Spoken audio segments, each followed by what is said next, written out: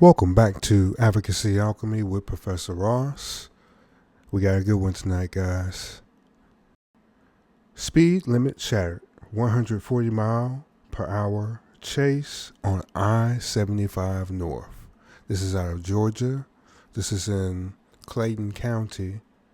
The charges are fleeing or attempting to elude a police officer and theft by receiving stolen property. We'll talk about the charges at the end. Enjoy the video.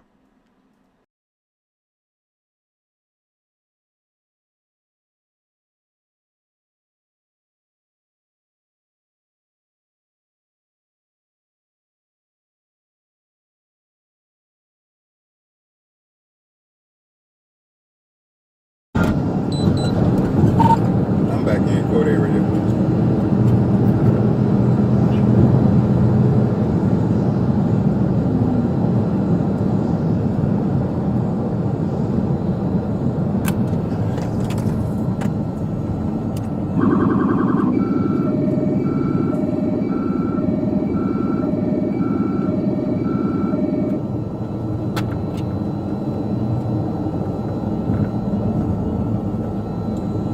Black over 972.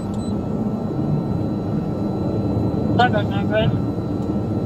75 northbound, passing Old Dixie, North Carolina tag.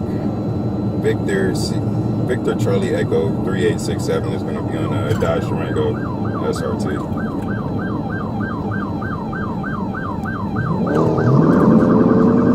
Black over 9, you can show us in pursuit. 75 northbound.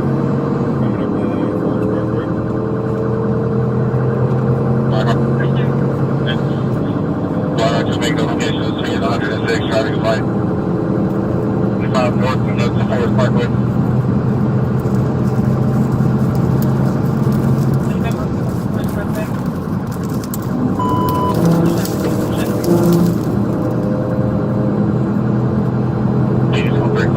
Traffic is light right now.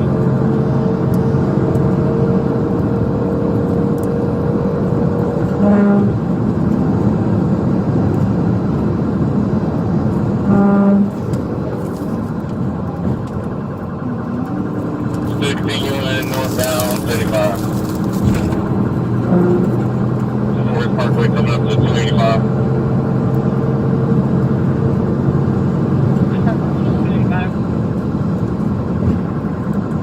Speed 126. He's getting on 25 looks like. 9, if you can take him off the road, go ahead.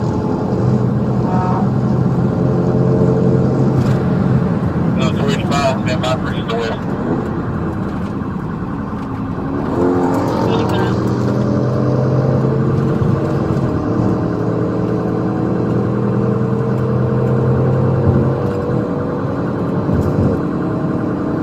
West, 25 west.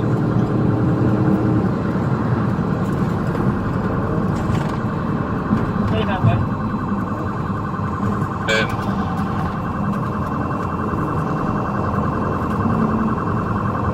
notify GSP. We'll be 25 west from 75. Speeds are going around curve. Speeds are 50 right now. He does 41. At the curve, 41 curve. Getting on 285, stand by for east to west.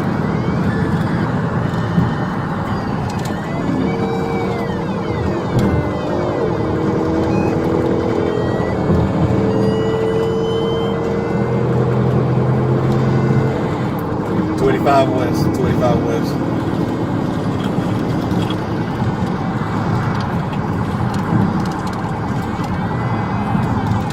Go ahead.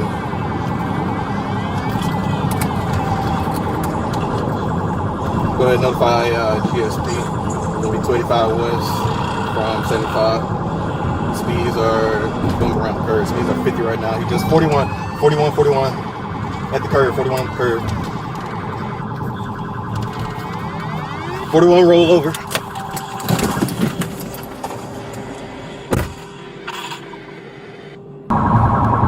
Notify GSP. We're going to be 25 west from 75. Speeds are going around the curve. Speeds are 50 right now. He just 41. Hit the curve, 41 curve.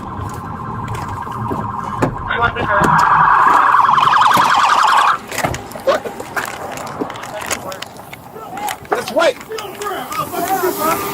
Hey, bro, chill, bro. I got a gun on you. I got a gun on you. Oh, I got you. I got a gun on you. I got you. Where the gun at? It's in my pants. It's in my pants. It's in my pants. It's in my pants. Pants, grab it. All right, I got you. I got you. What you right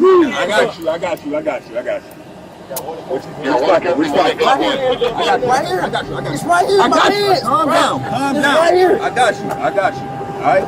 Relax. Oh! Relax. Shit! Tell you straight, twin! But chill! Put your hands up. Put your hands up. Got one in custody, one at gunpoint. It's right here in my pants, bro. It's right here. Oh, shit! Tell you straight, twin! But chill, please! Nobody else. Oh. My brother! 69. Your I face. got you. Oh my I got two in God! custody.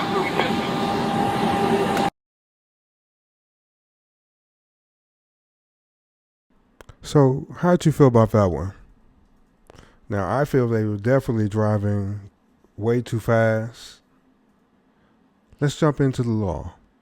I think one law that I didn't talk about saying is one of the necessary charges, but what started this chase was they were clocked at going over 90 miles per hour in that 75 or in that 70 mile zone.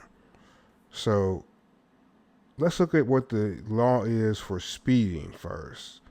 And then we can look at our charges for today. Let's see here. It says speeding.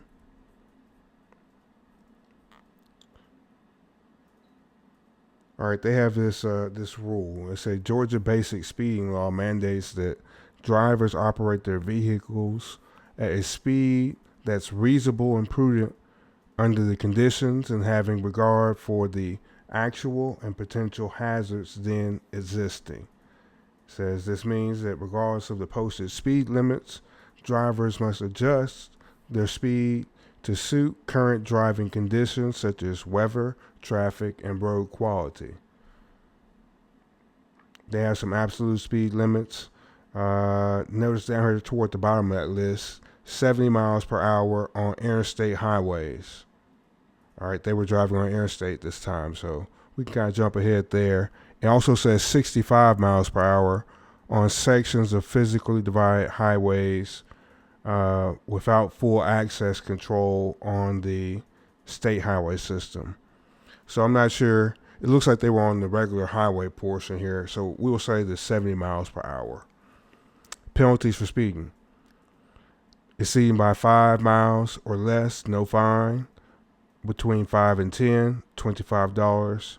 Between 10 and 14, $100. Between 14 and 19 miles over the speed limit, $125. Between 19 and 24 miles per hour above the speed limit, $150. Exceeding by more than 24 miles per hour and up to 34 miles per hour is a $500 fine. They have a super speeder law. If you're going 75 miles per hour or more,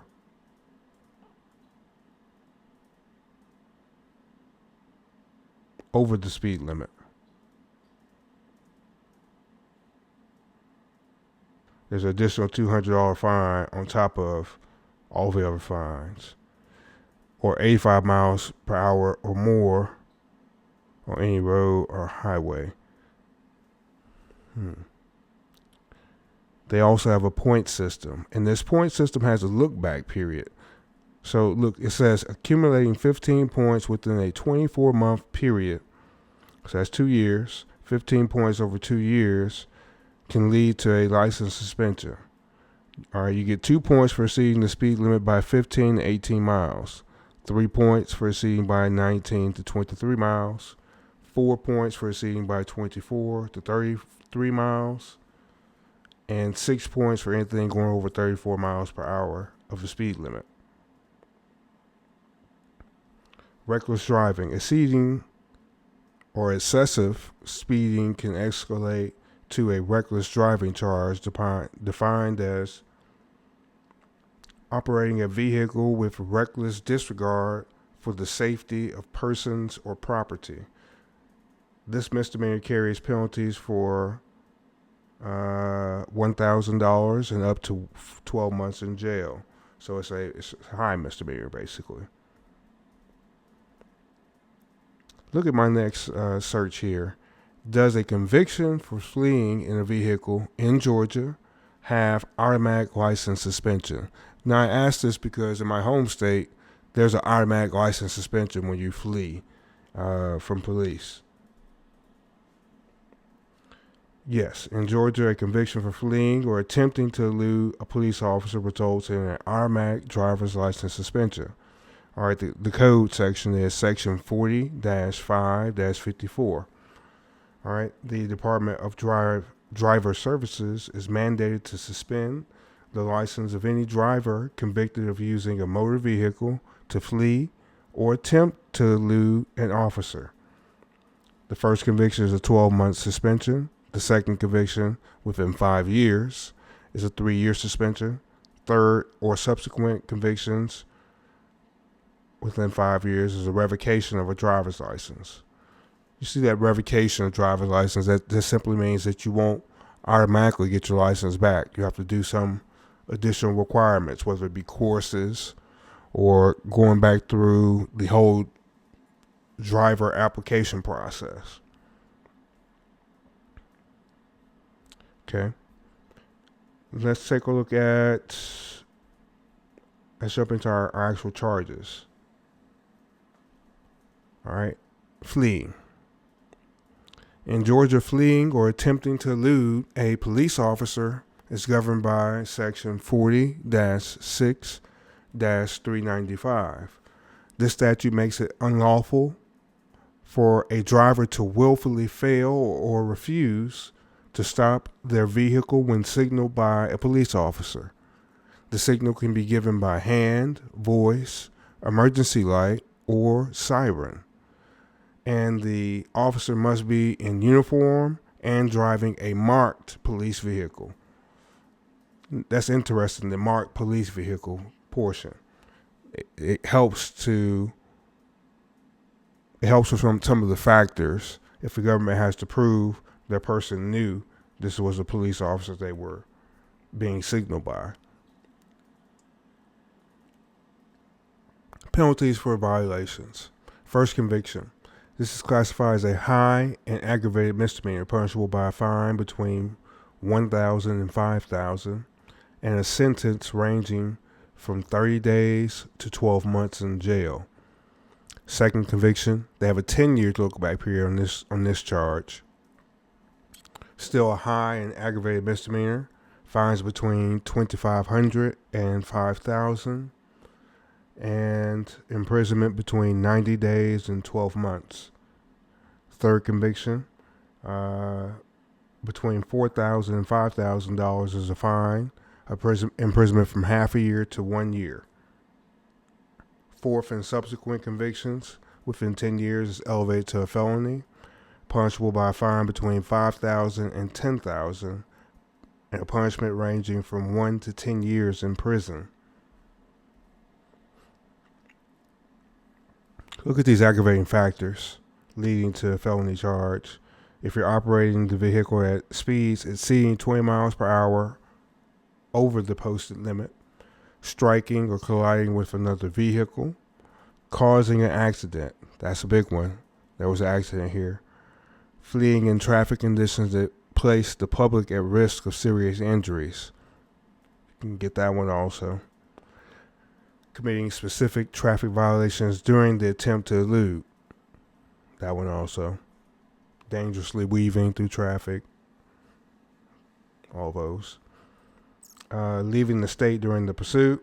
Violations involving these factors are punishable by fines between $5,000 and $10,000 and a potential imprisonment from 1 year to 10 years. Let's take a look at possession of stolen property. My search was for possession of a stolen firearm. The gun that, not the first gun that we actually see, the second gun on the person driving the car was actually a gun that was supposed to be in the Atlanta Police Department evidence locker. That's what it says according to the police report that was on the original video.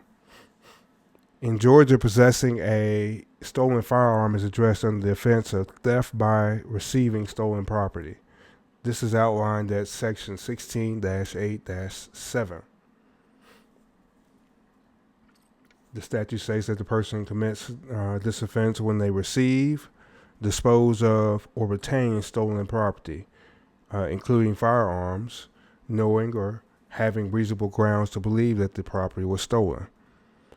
All right, it's a misdemeanor if the value is $1,500 or less, and this is classified as a misdemeanor, punishable by up to 12 months in jail, a fine of up to $1,000. It's a felony if the value exceeds $1,500, and it carries a sentence ranging from 1 to 10 years in prison. It says, notably, when the stolen item is a firearm, the offense automatically is treated as a felony, regardless of the firearm's value. Convictions can result in imprisonment from 1 to 5 years. Okay. Okay, let's look at the key considerations here. It says there's a knowledge requirement. The prosecution must prove that the individual knew or should have known the firearm was stolen. This knowledge can be inferred from circumstances that would lead a reasonable person to suspect the item was stolen. Possession alone is insufficient. Mere possession of a stolen firearm does not automatically result in a conviction. The state must establish the individual's awareness of the firearm's stolen status. All right. With that being a firearm from the evidence locker, that's going to be interesting. Just following the trail back to whoever took it from the evidence locker. Let's talk about probable cause. All right. Remember, we have these 6 levels. Here, establishing probable cause is going to be fairly easy. All caught on camera, too. Apparently, he was clocked going 90 some odd miles in a 70 mile per hour zone. All right, that's over, doing more than 20 miles per hour over. Excessive speeding, that was going to be the reason for the stop. Now, you should understand that speeding is considered a strict liability crime. And that means simply doing more than that speed makes you liable for the offense. Here's my search on this. I said, let's talk about speeding. Is speeding a strict liability crime? All right. Pulls back, yes. Speeding is typically considered a strict liability offense in most jurisdictions, including Georgia. This means that to prove a speeding violation, the prosecution does not need to show the driver intended to exceed the speed limit. They don't have to meet any sort of mens rea. They don't have to tell what your intent was, only show that you went over the speed limit. Now, in the terms of our burdens of proof, mere suspicion, when we're talking about this idea of somebody speeding, that would be, oh, you know, on I-95 North or I-75 North, they always speeding over there. That would be mere suspicion. Now, reasonable suspicion would be, I saw someone going faster than me while I was driving on the I-75 North, and I was going 70, and their car passed mine. There's a reasonable suspicion that some kind of action is happening. A reasonable suspicion. All right? Probable cause. That would be when the police clocked that person going a certain speed. They pull them over and get their license, and they say, I know that this individual was driving. I clocked him at this speed. That speed is more than the law. Therefore, probable cause for an arrest for reckless driving or whatever.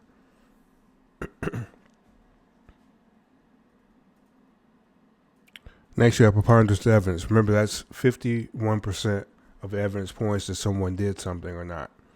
Here we had our charges of fleeing and possession of a stolen weapon. Next, clear and convincing evidence. That just means 75% of evidence points that someone did something. This is getting into the more likely than not field. Last, we have beyond a reasonable doubt. Remember, we said this is about 90 to 95% sure that a certain person did this crime. That's all that's required. We don't require 100% beyond all doubts or absolutely doubtless.